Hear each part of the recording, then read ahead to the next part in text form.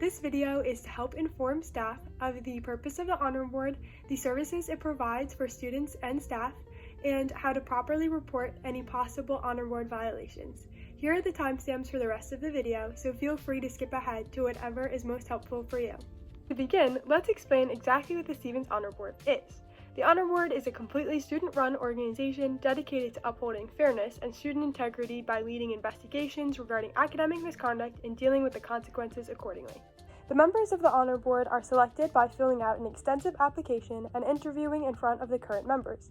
Then, they undergo several hours of training to learn the board's procedures and processes before they take on a case. This Honor Board is led by 2 faculty advisors who help facilitate and guide the board throughout the school year. The board is also led by very strict bylaws, which can be viewed on our website. All 4 e-board members meet with the advisors weekly in order to cover current case information and consult regarding more complicated issues. The Honor Board holds weekly general body meetings to go over casework and vote on case outcomes.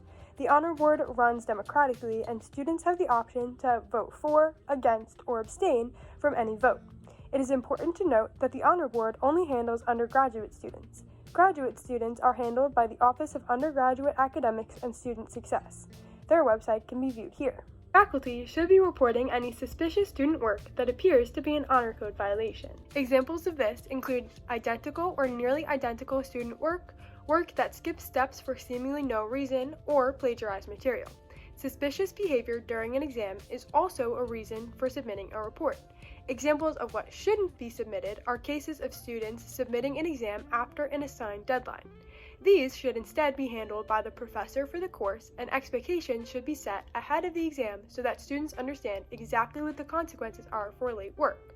If you're unsure if something could constitute a case, submit it regardless and the board will look into it. If you do think a violation has been committed, there are 2 options to moving forward: submitting a report to the Honor Board or proceeding with the faculty adjudication. In order to report a case, first go to the Honor Board website. Then click on Report a Violation and fill out and submit as much information as possible regarding your case. Please be as specific as possible regarding the nature of the violation, as well as where and when it happened. Additionally, please submit any helpful documentation that could be used during the investigation. This includes seating charts, copies of student exams, and copies of the exam answer keys. It is also important to remember that the Honor Board member looking at the case might not be familiar with the course material covered in the violation, so be sure to explain the background of the assignment as thoroughly as possible. Once a report is submitted, it is reviewed by the advisors before being forwarded to the e-board. The e-board then assigns 3 students to the case. First is the Investigative Committee Chair, or ICC. The ICC is the leader of the case and handles most email interactions with faculty and students. They're also the spokesperson for the case at the Honor Board General Body meetings. Next is the Investigative Committee Assistant, or ICA. This student will attend every meeting with the ICC as a secondary witness and to take minutes. These minutes are then looked over by the staff or student present, as well as the ICC, before being signed. This is to ensure that all members of the party are aware and in agreement of what was spoken at the meeting. The last student is the Procedural Advisor, or PA. The PA is a board member with the sole purpose of being an anonymous source for the accused student to consult with. Anything that is said to the PA is kept completely private unless explicitly said so by the student. Once the positions are assigned, the student will arrange meetings with the professor, student, TA, or any other witnesses in the case. When all the possible information has been gathered, they take it to the board to discuss whether or not the case should be opened. A case is only opened if the IC team believes there is a 50% or greater chance that the violation was committed. If the case is opened, then an investigation notification is sent to the student with the suspected violation. It is only then that we meet with the student in question and bring forward the allegation against them. Throughout this process, the ICC and ICA stay as neutral as possible and simply collect and report information to the rest of the board. Once everyone in the case has been met with, the team returns to the board to pursue one of the 4 case outcomes. The first possible case outcome is a case drop. If there is not enough information or the student is able to explain the evidence brought before them, the case is completely dropped and no penalty is given.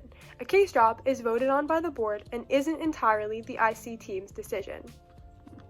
The second and third case outcomes are a confession and a stipulated confession. If a student confesses to a violation during the meeting with an ICC, they have the opportunity to sign a confession immediately. If they do, then, at the next GBM, the board will vote on a penalty for the student, and the student will receive an email the next day with their final penalty. The students have the opportunity to appeal, and the process of this is explained in the outcome email. A stipulated confession is similar to a regular confession, except the student will know the penalty before they sign the confession. They request the stipulated, which is then brought to the board, and a penalty is decided.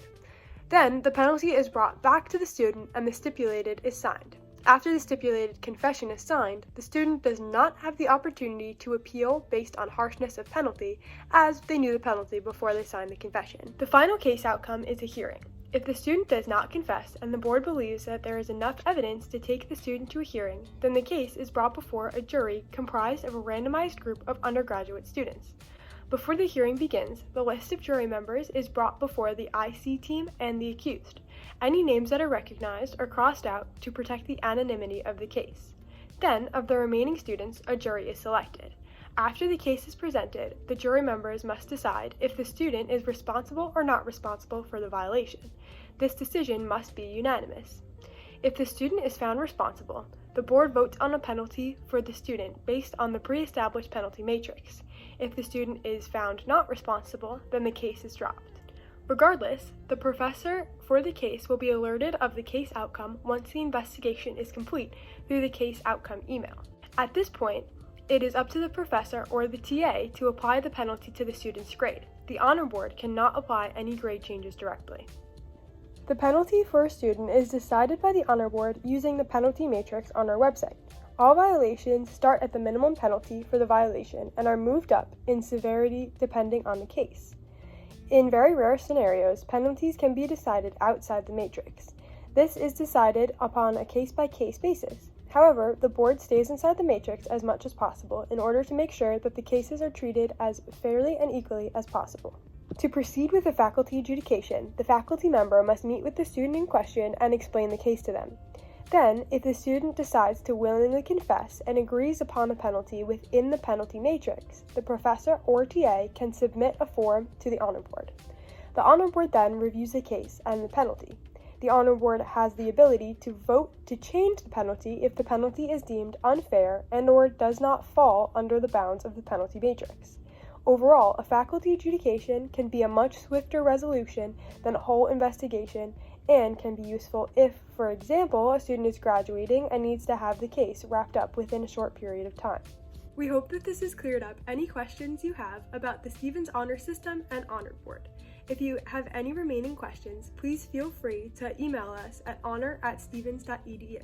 Thank you!